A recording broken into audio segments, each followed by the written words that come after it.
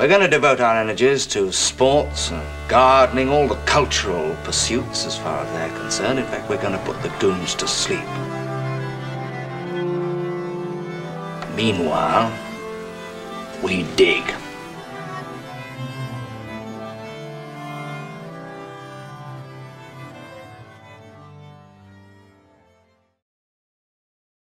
Greetings and welcome to the Anadromist. This is Byrne Power coming to you from Tbilisi, Georgia. We did it. We did it. We reached 1,000 subscribers. That's pretty amazing.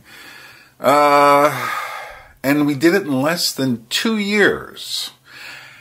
And to reward you all who have come along with me on the journey thus far, I have a special surprise coming up in a few minutes here. But let me discuss a few other things in a celebratory mode as we go. First of all, some people do get to 1,000. It took me less than 2 years, a little bit less than 2 years. Some people do get there a lot quicker. I've noticed that if you're a young, smart-looking woman, shall we say, and you're doing something like movie reviews, you'll get there pretty quickly. Why?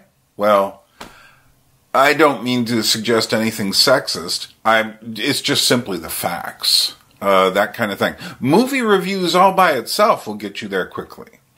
There are people who have channels for ages. And in fact, I have another channel called Gravity from Above. It actually started off its life as Gulag Zero. Then it turned into The Anadromous Life in echo of my essay site, The Anadromous Life. But then I realized it's really more Gravity from Above, which is my documentary that I've been trying to get off the ground for years. I've been working on it for years and have a lot of material about puppetry in Europe. But anyway, that site, that channel, Gravity from Above, also just reached 1,000 subscribers.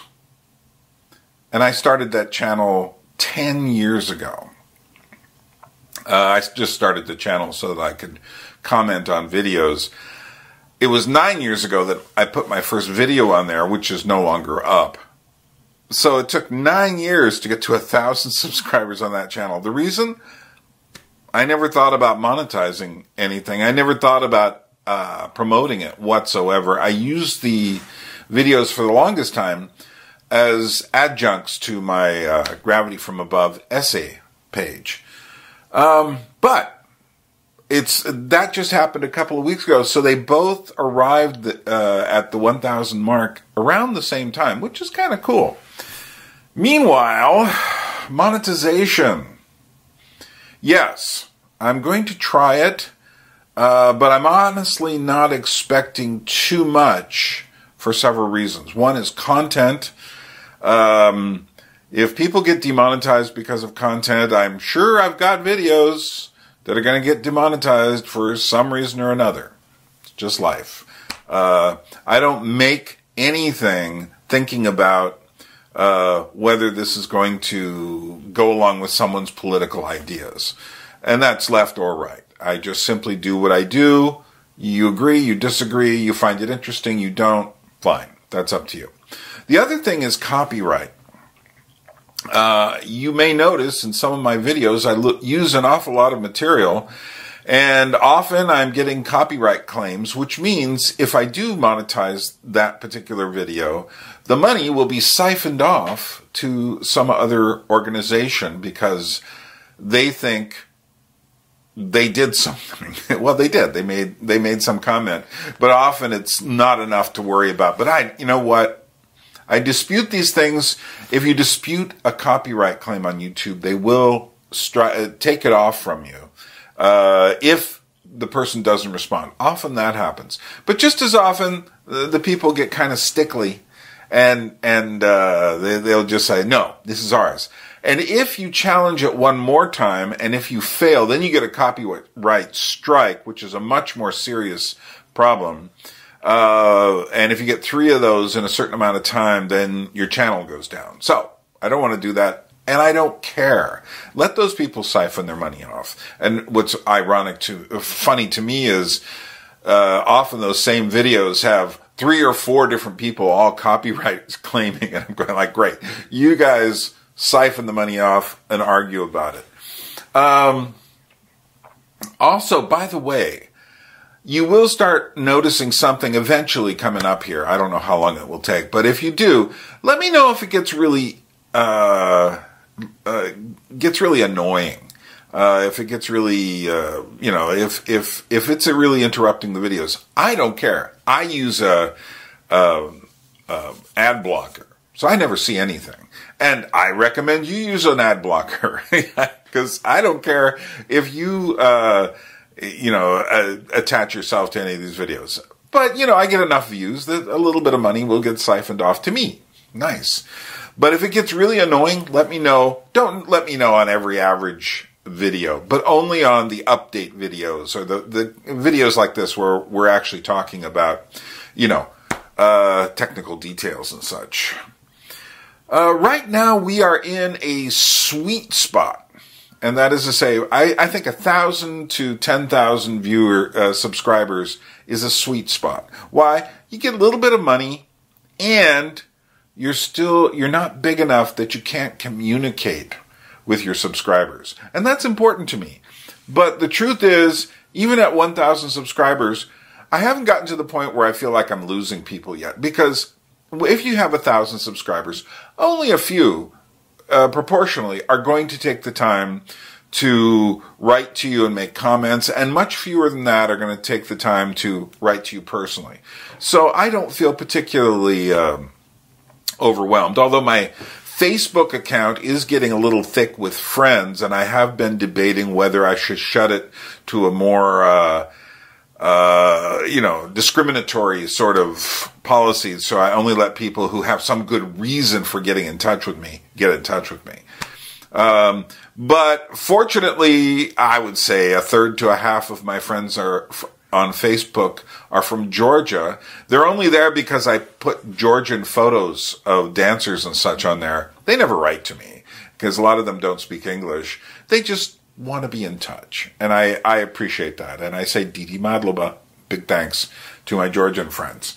So, meanwhile, like I said, we're in the sweet spot, and it'll last a while because I don't think I'm going to reach 10,000 subscribers tomorrow morning, although you never know. Some larger channel suddenly discovers you, mentions you, and then bam, it can all take off. I don't know if that'll ever happen, but you never know. So enjoy this while you can. I appreciate all the people who say you're criminally undersubbed, and to which I say, like, hey, well, enjoy it because it's not going to last. If you're right, and if my channel is worth subscribing to, then if we pass that 10,000 subscriber mark, just to give it a number, it's not necessarily like you hit 10,000 subscribers or something, and everything goes belly up or something like that as far as personal connection goes. But those bigger channels, the people I follow who have bigger channels, I can't communicate with them. I can communicate with someone like Paul Vanderkleef because his channel's in the sweet spot. I can connect a bit to people like Benjamin Boyce. His channel's in the sweet spot. But, you can't connect with people whose I like watching Tim Pool's videos. I can't communicate with Tim Pool. He's got 500,000 people watching him. That's too much to deal with, and he has to do some gatekeeping, roadblocks to keep people from following him. And he has people, of course, who really want to get him. So he has to be careful with his information. Okay. Let's see what else. Oh, by the way, you can find me on places like Minds.com, or I'm also on Parler, although it's coming back, but slowly. And I'm also on ThinkSpot, all under the Anadromist. And I get almost no business on ThinkSpot. I think they've arranged it too hierarchically, which means if you're somebody already, you get promoted. But if you're nobody, it's hard for anybody to find you there. So since I'm nobody, I get, I have like 6 followers there, which is really funny. And Parler is a little bit more action, but my problem with Parler is they tend to only lean in one kind of direction, which deals more with like right-wing and politics and stuff. And I do get a little more reaction there, but not as much. Although all my old parlays, as they would be called, have disappeared in this whole thing where they got shut down because of Amazon. Then there's Minds.com, which I mostly post photographs and announcements of videos here. Although I am racking up tons and tons of tokens, and I don't know what that means. Maybe it will translate into bit money at some point, but I haven't really looked into it. Anyway, also a reminder, I do have my essay sites, Gravity from Above, dealing with puppetry and art and things like that, and the Anadromous Life, which is the OG of all my sites. It's the one that has essays going back 10 years. And a lot of interesting subjects I haven't covered here. I've got a whole series there on American Gothic culture, which has nothing to do with goth. And I also another series on propaganda there, another series on, one of my favorite essays there is on the jungle as a metaphor. I recommend that channel if you need more, but, and you have the time to read things. Why don't you have the time? You're in lockdown, a lot of you. But anyway, check those out. Links are always below. I'm just going to throw this out there. I do have a secret YouTube channel that only a couple of people know about. And the reason it's secret is because I'm slowly adding things to it. And it deals with my creativity, of which you shall have a moment of my creativity as part of the surprise here. I'm not just a person who thinks about ideas. I'm also a person who writes, creates movies, and does all sorts of other things. I've shielded you from a lot of this stuff because this is not what this channel is about, and it's not for me to brag about it. So like I say, I'm creating this other channel so that when I open it up, there'll be a lot of stuff there. So that, much in the same spirit that I did this. I haven't been promoting this channel really heavily because I've been wanting to build up the reservoir of material so that when a person does discover it. So for instance, if I get discovered now by somebody, they never just watch one video. They go and watch video after video. And I'm having a problem over on my Gravity from Above channel because it's all videos of like Georgian dancers and puppeteers and interviews with people. But it's what's over here are long form ideas. The average video here is probably between an hour and 2 hours long. And so what that means is when someone discovers my channel, it's like and they start to get into it, that means I've got 100 hours from this person. So I have no problem gaining hours on this. Like the other channel, I was up at 4,000 hours a year. But now I'm down because a lot of people have seen those videos. I'm down a bit. And so while I've reached 1,000 subscribers, I haven't got the watch time. Whereas here, I have no problem with watch time. Watch time has always been high. And so I get 10,000 hours of watch time a year, just even without having tons of subscribers or videos. Anyway, a really, really big thanks, as we say in Georgia here, Zalyan Didi Madloba, which means very, very big thanks. To you who have subscribed, and to anyone who has shared my videos, and to anyone who has contributed. There's one person who sends me $2 a month.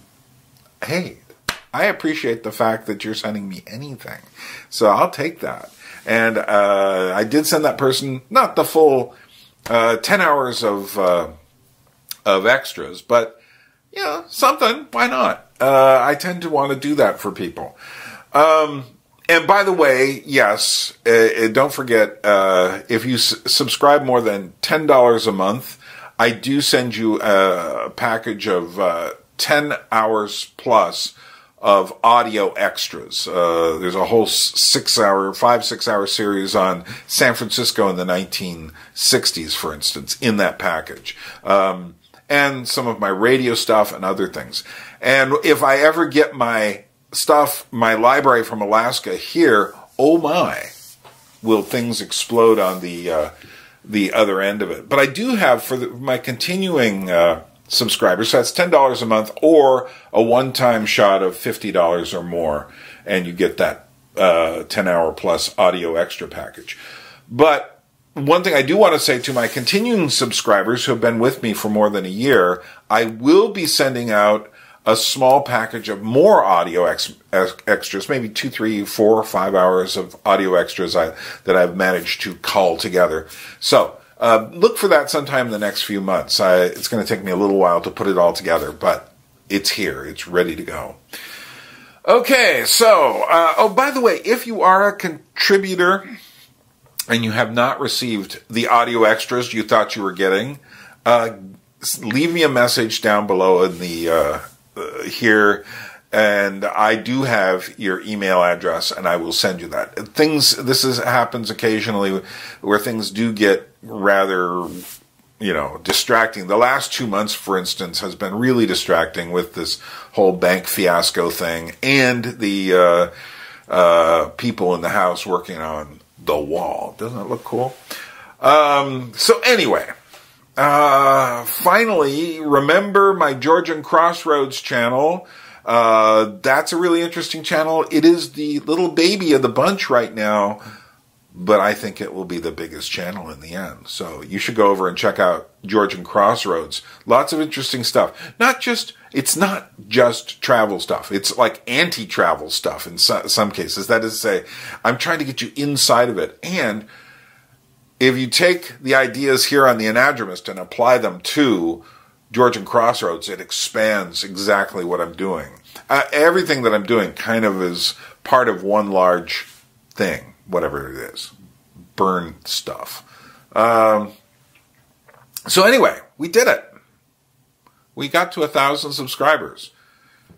Thank you. Yay you. Yay me. And as your surprise, what I'm going to do is I'm going to share with you a short story that I wrote. And it's called The End of an Era. I'll bet the title on the YouTube videos here made you wonder, is Byrne quitting? What's going on? Is it something special going on? No, it's a short story called The End of an Era. I wrote it a few years ago. I've been thinking about, it's just set in Manhattan in the late 90s. I have a couple of characters who will appear in some novels that I have written. And I do have in mind a series of historical fiction novels going from the 1950s through to the present, which I will probably do once I get to the point where I feel like I've done this channel enough in the next, say, 5 years from now or something. I've already started, but all my material for writing that is in Alaska, so I can't do a thing until I get my library here. Don't you want to help me get my library here? I am going to do a crowdfunder for that very soon, within a month. So keep your wallets handy and get ready to get your card out and do a, you can do it through PayPal or whatever. I might use GoFundMe. So get ready for that. Think about what you can do to help me get here. Because, well, I'll explain all that when that comes. Meanwhile, here is your treat. It's my short story, and it's a short story that goes very much with this channel, and it's called The End of an Era. If you've watched the last few How We Got Here, you're on the page for this story. Enjoy.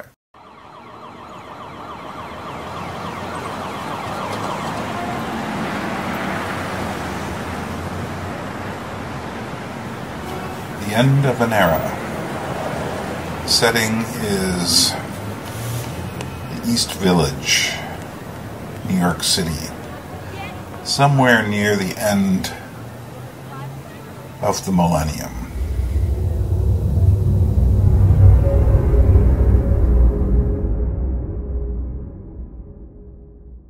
Maybe.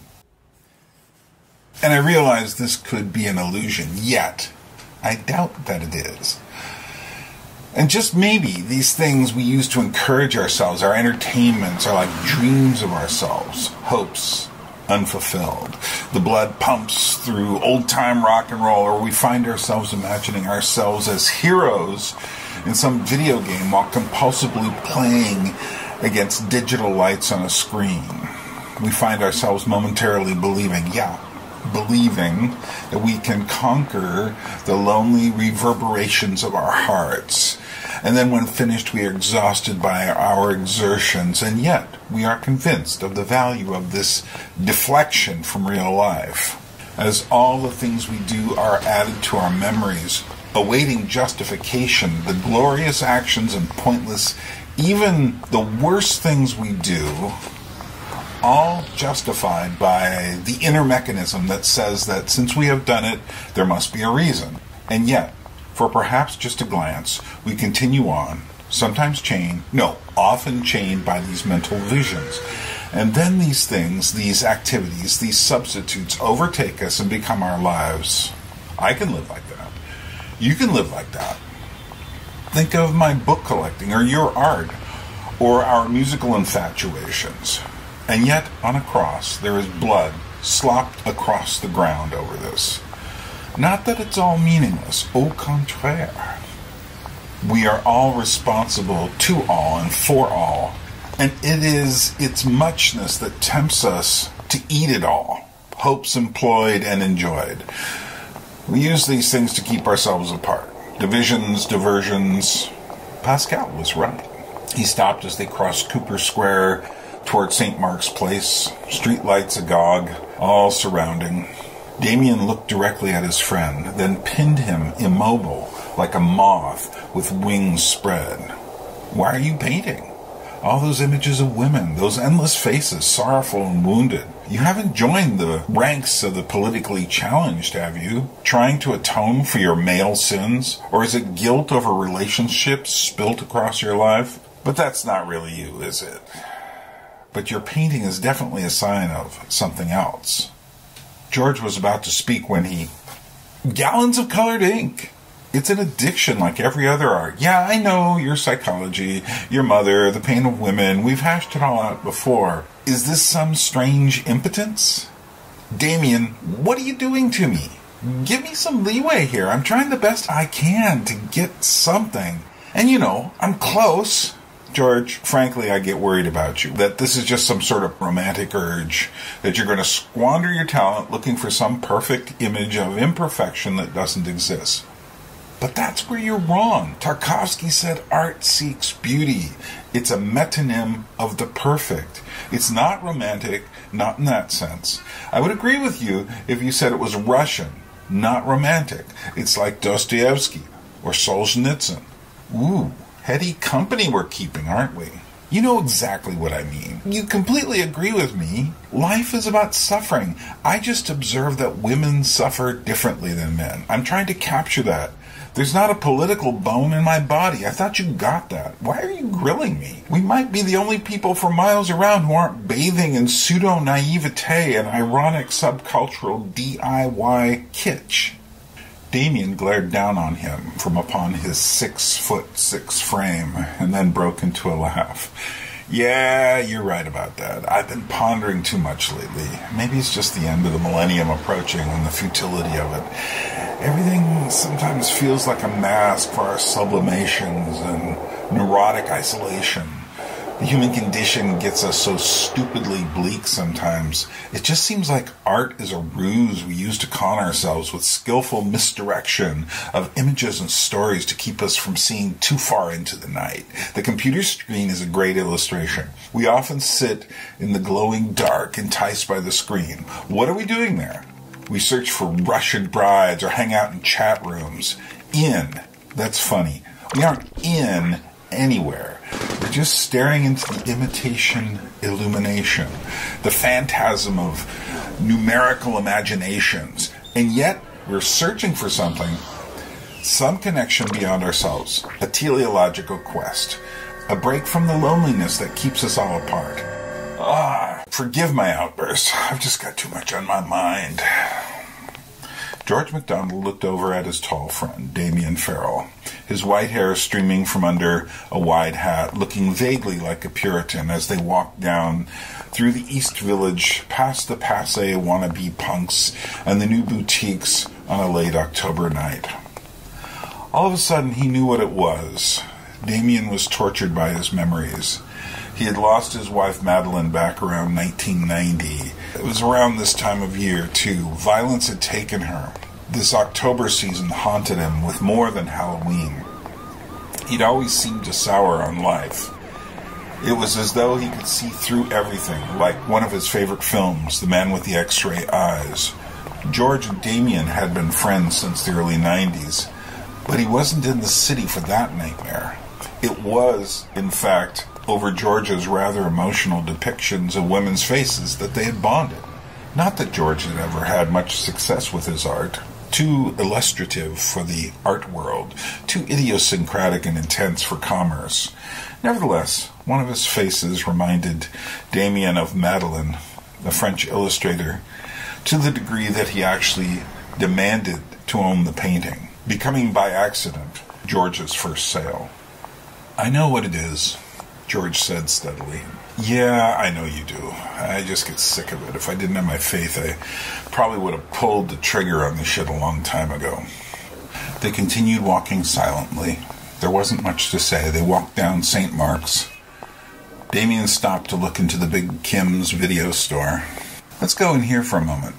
I've discovered that there is a piece of vinyl for Kittel Koenig's Jet album." They stepped into the lower stage of the multi-leveled alternative mecca.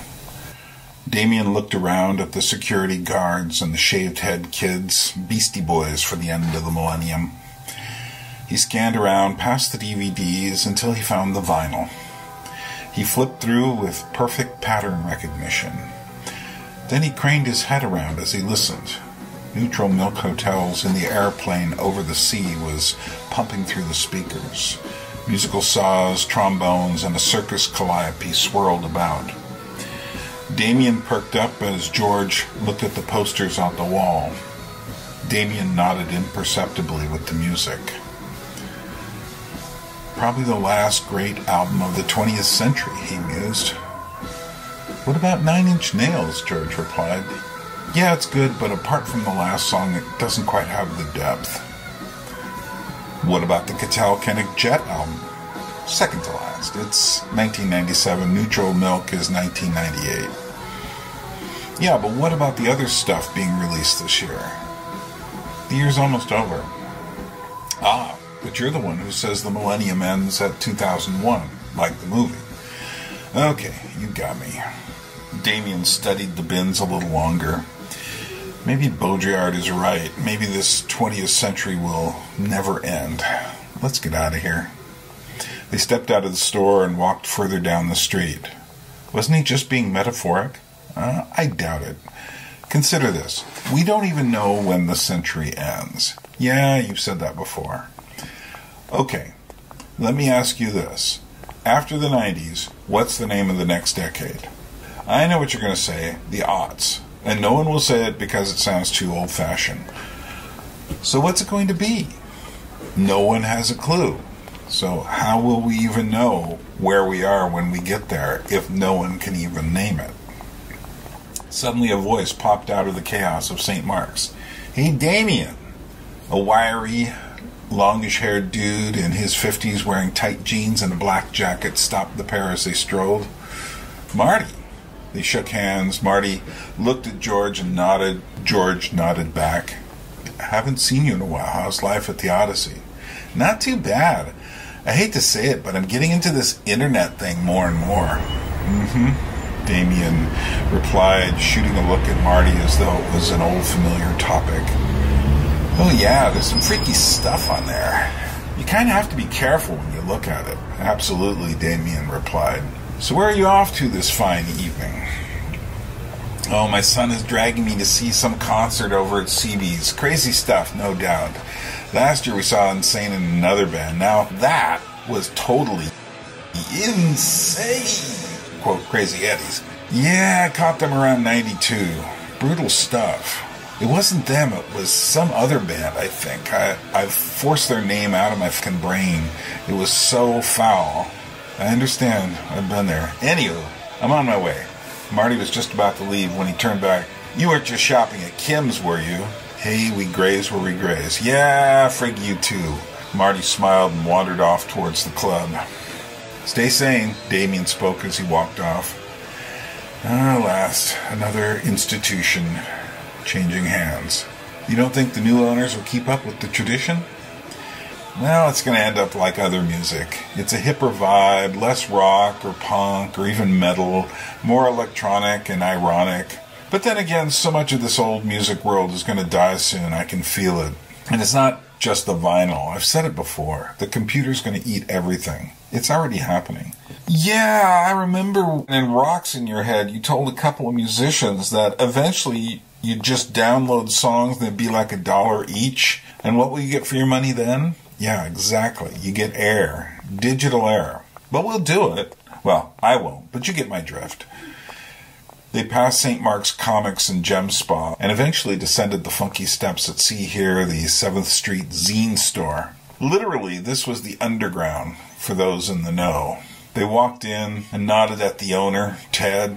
He was sporting a crew cut these days, having mutated with the times. Damien looked around and then said, "What's new? Did you get Apocalypse Culture 2 yet?" "Not yet. Beginning of next year," Ted said curtly. Damien scanned the zine racks, skater mags, metal and punk zines, Dirty Plot, Feral House titles, the Amok Catalog, Fifth Dispatch, etc. Something with photos of blood play. He turned to Ted. "So I'm looking, and I don't see much that's new." Ted said, "What do you mean?" "I mean, I see new titles like the new Forced Exposure or Maximum Rock and Roll, but I don't see any new scenes developing out there. I mean, normally every few years there'd be a new music style or a new scene, but I feel like I could have walked in here back in 1995 and seen pretty much the same stuff. Maybe I've missed something, but is anything new happening? Have you heard of anything?" And then, like a hamster hearing the click of the microwave, Ted suddenly had a look of maybe fear in his eyes, and then sputtered, "No." Like he was surprised to think of it too. "Just wondering." Damien turned to George. "Let's go," as they trudged out of the store. "So what was that about?" George asked. "It's over," he said matter-of-factly. "What is?" "Bohemia. The Bohemian Dream." "What are you talking about? There's still crazy subcultures everywhere. I've seen weird stuff online." "Online? That's nowhere." "No, it's over. The whole dream of going to a place to act the part of the rebel, I don't give this place 2 years before they close up shop. Who needs it? You see what's happening here. The boutiques, the new kids who come to the city because it's cool, Kmart, New York City's becoming a mall. It's over. Who needs zines, you're saying? No, everything's going to be found online. Did you try Amazon yet, or eBay? I actually found that Winston Churchill multi-album record set I'd been looking for years, for $150. I might be pretty much done collecting vinyl. Maybe our friend BP had the right idea, leaving for Alaska. You don't need to be in the city anymore. And if everyone is living online, there can't be scenes and movements the same way anymore. Oh, there'll be fads and hysteria, but now you can just feed your fandom and your fetishes on the screen. John's friend Tom said something similar about the art world. He was at the Whitney Biennial. It just felt sterile, like art had ground down to everyone for themselves. There were no more manifestos. Remember Hakeem Bey had said something like that. But wasn't he just pushing his immediatism idea? And that is kind of a romantic Luddite dream, that people will get together without mediation. But he's right. Maybe not in the particulars, but in truth. If we don't figure out how to hold on to reality, we'll lose it. So we hold on to reality. But remember, the postmodernists don't believe in reality anymore. The framework of this moment has already been set up for us. It's over. Sounds so hopeless. It is, George, but rejoice. Remember what Elul said about hope? Yeah, it starts when there isn't any. Exactly. Real hope starts when all the false hopes have been abandoned. So then we are doomed, and then what? Remember, the cracks of freedom. That's where I live, George said in a resigned tone. They'd been walking south on First Avenue when they stopped at a familiar junction. George turned to Damien. That still leaves me isolated, drawing my images, occasionally trying to get to know some girl, finding out that she wouldn't be in the city if she weren't so damaged, living through misunderstanding after misunderstanding, pouring all of this and my past into art. But remember what Tarkovsky said. I'm a servant. It's not about self-expression. That still leaves me alone. But you know, George, it's okay. So is everyone else. In one way or another, we all live that way. And so you paint your faces, and I write my obscure essays. And what are we trying to do? We're trying to bridge the gulf of mind and mind, of heart and heart, to give something to someone. And life is a test. And life is a test, exactly. And sometimes we get a few moments when it all comes together, God allowing. They hugged, said their farewells, and George went home and read from Tarkovsky's Sculpting in Time. And Damien walked up his stairs, which smelled like boiled cabbage. He undid 3 locks on his door. Then he closed the door behind him. He left the lights off. He sat at his kitchen table. And he wept.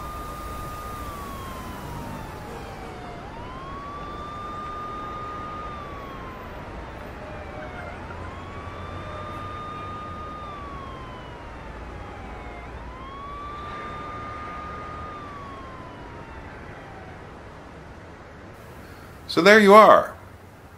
I don't know if that connected. It didn't have a strong plot. It wasn't about that. It was really more of just a fragment of time, a mood of time, that end of the millennium feel. Well, anyway, this is Byrne, your friendly neighborhood anadromist, reminding you to swim against the stream, and I will see you very shortly. And before the end of the week, guess what's coming? Number 11. How we got here.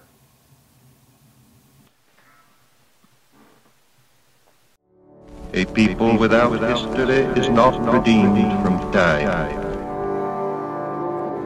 For history is a pattern of timeless moments.